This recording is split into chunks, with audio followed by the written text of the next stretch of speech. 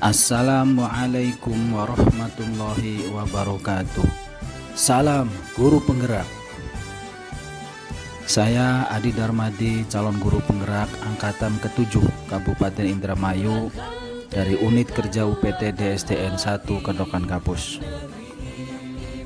Pendidikan calon guru penggerak yang telah saya ikuti sangatlah banyak memberikan pelajaran dan pengajaran bagi saya sebagai guru. Dalam kesempatan ini, saya akan memaparkan kesimpulan dan refleksi dalam pemikiran Ki Hajar Dewantara pada tugas koneksi antar materi modul 1. Saya akan merefleksikan diri saya melalui 3 pertanyaan berikut. Pertanyaan yang pertama, apa yang Anda percaya terhadap murid dan pembelajaran di kelas sebelum Anda mempelajari modul 1.1? Yang pertama yaitu proses pembelajaran berpusat pada guru. Dalam pembelajaran di kelas, saya terlalu banyak menggunakan ceramah sehingga murid saya hanya diam dan memperhatikan. Yang kedua, guru kurang memahami karakteristik murid.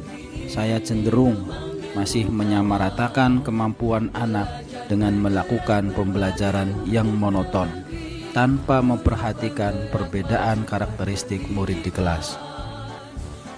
Selanjutnya yang ketiga, rendahnya motivasi murid sehingga mereka pasif dalam mengikuti pembelajaran.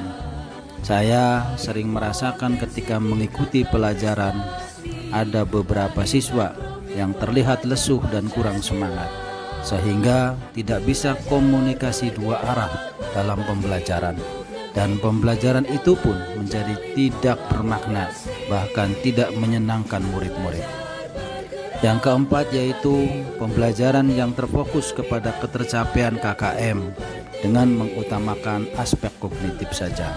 Dalam hal ini, saya sering lupa bahwa pendidikan bukan hanya mentransfer ilmu, melainkan ada aspek lainnya yang perlu dikembangkan dalam pembelajaran seperti afektif dan psikomotor, sehingga anak bisa mengembangkan potensi yang ada pada dirinya secara maksimal. Pertanyaan yang kedua, apa yang merubah dari pemikiran atau perilaku Anda setelah mempelajari modul ini? Pemikiran atau perilaku Anda setelah mempelajari modul ini berubah dari segi pemikiran. Yang pertama yaitu pembelajaran berpusat pada murid atau student center. Pembelajaran berpusat pada murid adalah proses pembelajaran yang menjadikan murid aktif karena mereka terlibat dalam proses pembelajaran, sehingga mereka dapat mengkonstruksi pengetahuannya. Yang kedua yaitu dapat menghargai perbedaan karakteristik murid. Anak tentunya lahir beda setiap individunya. Mereka memiliki keunikan masing-masing. Saya sadar dengan adanya perbedaan ini akan menjadikan pembelajaran lebih berwarna, di mana sebagai among saya harus menuntun murid sesuai dengan kodratnya. Yang ketiga yaitu menyadari bahwa guru bukan satu-satunya sumber belajar. Apapun yang ada di sekitar kita bisa digunakan sebagai sumber belajar murid. Murid bebas untuk memilih sumber belajar apa dan dari mana yang akan mereka gunakan untuk belajar. Merubah pemikiran dari menuntut menjadi menuntun. Berubah dari perilakunya sendiri. Yang pertama, saya terus berusaha menciptakan pembelajaran yang menarik dan menyenangkan. Saya berusaha menerapkan berbagai metode dalam pembelajaran. Hal tersebut bertujuan untuk menciptakan pembelajaran yang menarik sehingga dapat meningkatkan motivasi murid dalam belajar.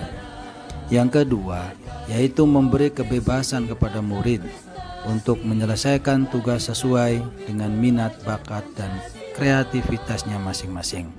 Yang ketiga, yaitu menuntun murid dalam mengembangkan potensi atau bakat yang dimilikinya sesuai dengan kodrat alam dan kodrat zaman.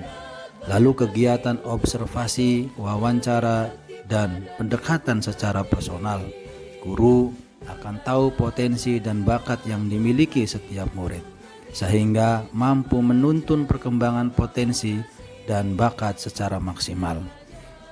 Pertanyaan yang ketiga, apa yang dapat segera terapkan lebih baik agar kelas Anda mencerminkan pemikiran Ki Hajar Dewantara? Yang pertama yaitu merancang dan melaksanakan pembelajaran yang interaktif dengan melibatkan murid sehingga mereka mendapatkan pembelajaran yang bermakna dan menyenangkan. Yang kedua yaitu menerapkan konsep gerakan merdeka belajar, berikan kebebasan kepada murid untuk bereksplorasi dalam menentukan belajar, baik akademik maupun non-akademik.